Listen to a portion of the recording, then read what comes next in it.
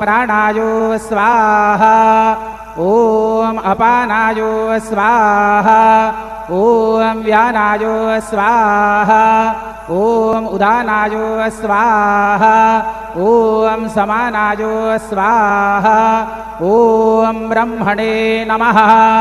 नैवेद्यमध्ये पानीयं समर्पयामि पुनर्नैवेद्यं निवेदयामि।